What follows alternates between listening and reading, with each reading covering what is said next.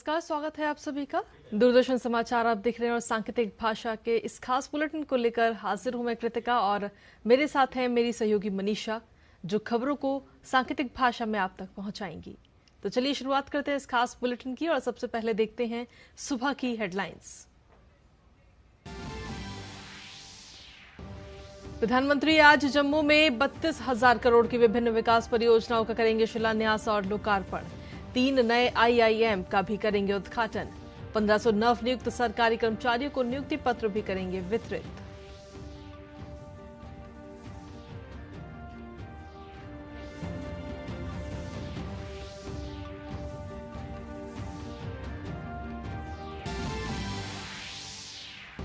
भाजपा नेता शुभेंदु अधिकारी आज संदेश खाली में पीड़ितों से करेंगे मुलाकात। केंद्रीय मंत्री अनुराग सिंह ठाकुर ने मीडिया की स्वतंत्रता पर उठाए सवाल। टीवी पत्रकार को पुलिस द्वारा उठा लिए जाने की घटना को बताया दुर्भाग्यपूर्ण।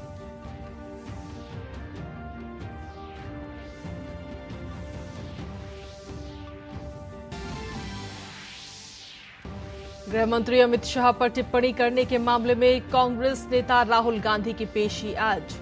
सुल्तानपुर की स्थानीय अदालत में 2018 के मानहानि मामले में होगी आज अहम सुनवाई।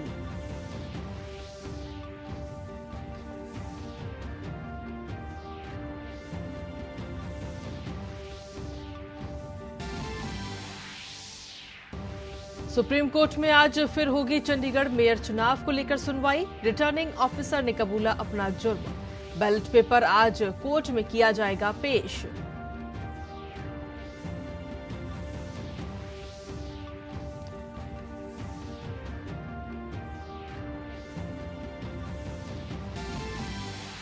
मौसम की खबरों में दिल्ली एनसीआर के कई इलाकों में बारिश से बदले मौसम के मिजाज।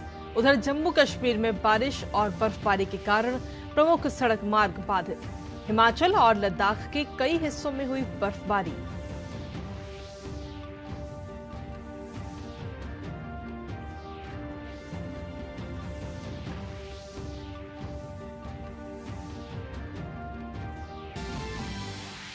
खेल की खबरों में एफआईएच प्रो लीग में भारतीय पुरुष हॉकी टीम ने दिखाया अपना दम।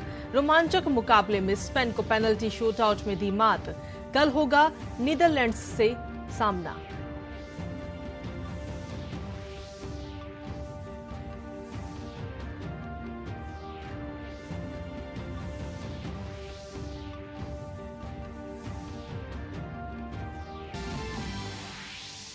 और एशियाई खेलों के पदक विजेता अनुष अग्रवाला ने घुड़सवारी में रचा इतिहास। ड्रेसेज स्पर्धा में पेरिस ओलंपिक कोटा किया हासिल। ड्रेसेज में देश का पहला ओलंपिक कोटा।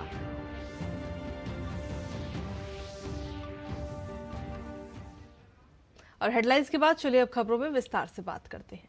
प्रधानमंत्री नरेंद्र मोदी आज जम्मू के दौरे पर रहेंगे, जहां प्रधानमंत्री आज जम्मू में 32,000 करोड़ की विभिन्न विकास परियोजनाओं का शिलान्यास और लोकार्पण, साथ ही 3 नए आईआईएम का भी उद्घाटन करेंगे। PM Modi AIIMS Jammu, IIT Jammu का भी लोकार्पण आज करेंगे। पूरे देश में शिक्षा क्षेत्र को अधिक बढ़ावा देने के लिए IIT Bhilai, IIT Tirupati, IIT DM Kanchipuram, भारतीय कौशल संस्थान, वहीं कानपुर जैसे कई महत्वपूर्ण शिक्षा संस्थानों का भी उद्घाटन और लोकार्पण करेंगे। अपने कार्यक्रम के दौरान प्रधानमंत्री जम्मू कश्मीर के लगभग 1500 नवनियुक्त सरकारी कर्मचारियों को नियुक्ति पत्र वितरित करेंगे। प्रधानमंत्री विकसित भारत विकसित जम्मू कार्यक्रम के तहत विभिन्न सरकारी योजनाओं के लाभार्थियों के साथ बातचीत भी करेंगे। पीएम मोदी देश में केंद्रीय विद्यालयों के 20 नए भवनों और 13 नए नवोदय विद्यालय भवनों का भी उद्घाटन आज करेंगे। वहीं संदेश खाली मामले पर ममता बनर्जी, उनकी सरकार और राज्य की पुलिस सभी चौतरफा गिरे हुए हैं।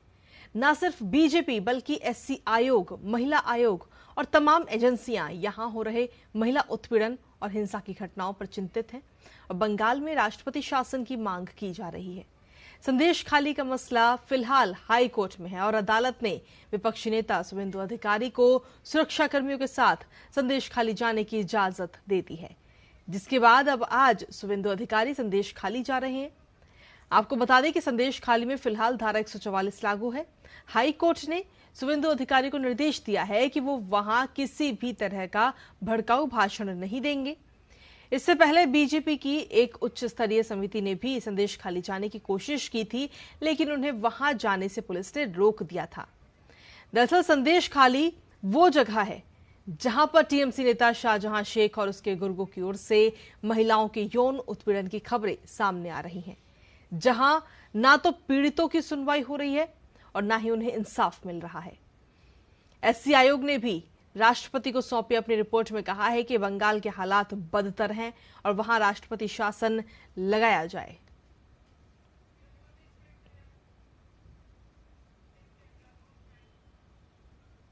वहीं केंद्रीय मंत्री अनुराग सिंह ठाकुर ने पश्चिम बंगाल में मीडिया की स्वतंत्रता पर हमले की निंदा की है, जहां संदेश खाली की भयावहता पर रिपोर्टिंग करने वाले एक टीवी पत्रकार को पश्चिम बंगाल पुलिस सोमवार देर शाम उठा ले गई। अनुराग सिंह ठाकुर ने कहा कि ये दुर्भाग्यपूर्ण है कि पत्रकारों को उस राज्य में महिलाओं के खिलाफ होने वाले अत्याचारों पर रिपोर्टिंग करने से रोका जा रहा है, जिसकी सीएम भी एक महिला ही है। उन्होंने कहा कि पश्चिम बंगाल में पत्रकारों के खिलाफ बलपूर्वक कार्रवाई कोई नई बात नहीं है। पश्चिम बंगाल में अभिव्यक्ति की स्वतंत्रता का गला घोंटना दुर्भाग्यपूर्ण है और लोकतंत्र की हत्या के समान है। टीएमसी सरकार संवैधानिक मानदंडों का उल्लंघन कर रही है। मंत्री ने कहा कि पश्चिम बंगाल सरकार इस सच्चाई को छिपाने की कोशिश कर रही है कि ममता बनर्जी ने शासन में महिलाएं असुरक्षित महसूस कर रही हैं। इससे बदतर कुछ नहीं हो सकता कि जो लोग महिलाओं के खिलाफ अत्याचार कर रहे हैं उन्हें संरक्षण दिया जा रहा है और मीडिया को चुप कराया जा रहा है, जहां एक महिला ही मुख्यमंत्री है।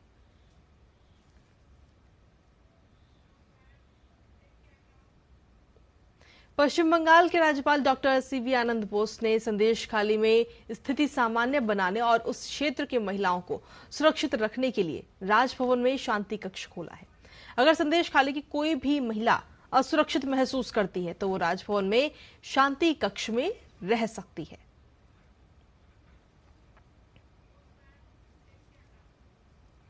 वहीं गृह मंत्री अमित शाह पर टिप्पणी करने के मामले में कांग्रेस नेता राहुल गांधी की आज पेशी होनी है।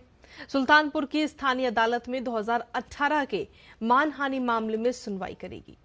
बीजेपी नेता विजय मिश्रा ने 2018 में केंद्रीय गृह मंत्री अमित शाह के खिलाफ आपत्तिजनक टिप्पणी करने के लिए राहुल गांधी के खिलाफ मानहानि का मुकदमा किया था। इसी मामले में सुल्तानगंज की कोर्ट ने राहुल गांधी को समन जारी कर अदालत में पेश होने के लिए बुलाया है।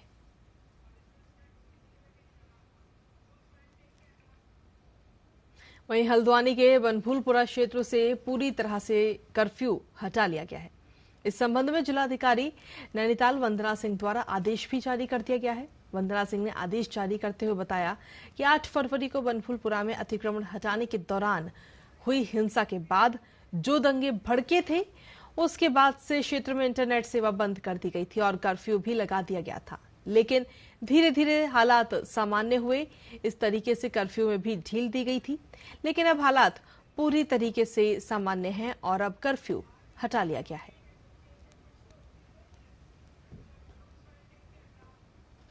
और वहीं सुप्रीम कोर्ट में आज फिर से चंडीगढ़ मेयर चुनाव को लेकर सुनवाई होनी है। आज कोर्ट में बैलेट पेपर पेश किया जाएगा।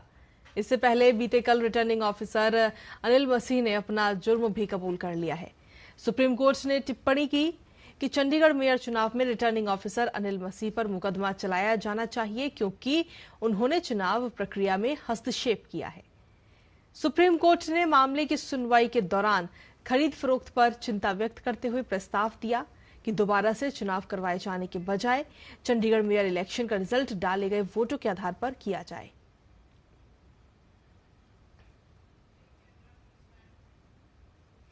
और खबरों में आगे बढ़ते हुए अब बात खेलों की करते हैं, जहां भारतीय पुरुष हॉकी टीम ने FIH प्रो लीग में सोमवार को स्पेन को शूटआउट में 8-7 से हरा दिया।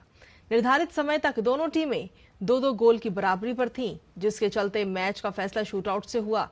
भारतीय टीम अब अपना अगला मुकाबला बुधवार को नीदरलैंड के खिलाफ खेलेगी।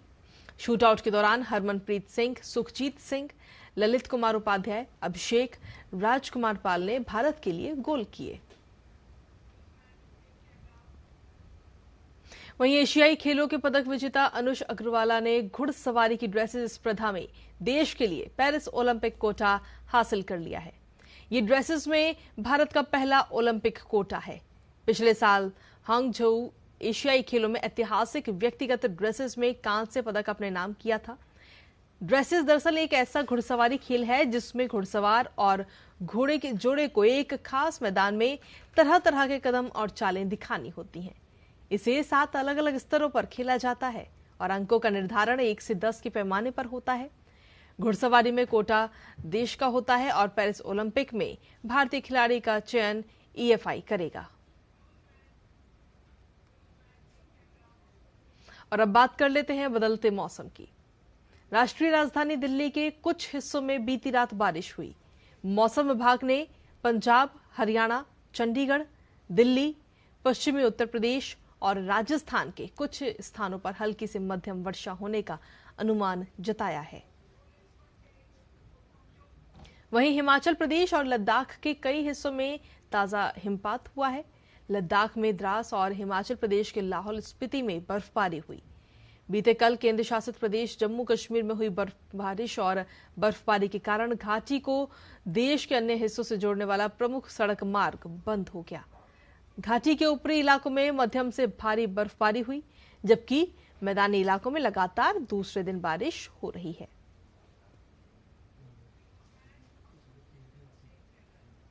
और इसी के साथ फिलहाल सांकेतिक भाषा के इस खास बुलेटिन में मेरे साथ इतना ही। मुझे, मेरी सहयोगी मनीषा और हमारी पूरी टीम को दीजिए अनुमति। नमस्कार।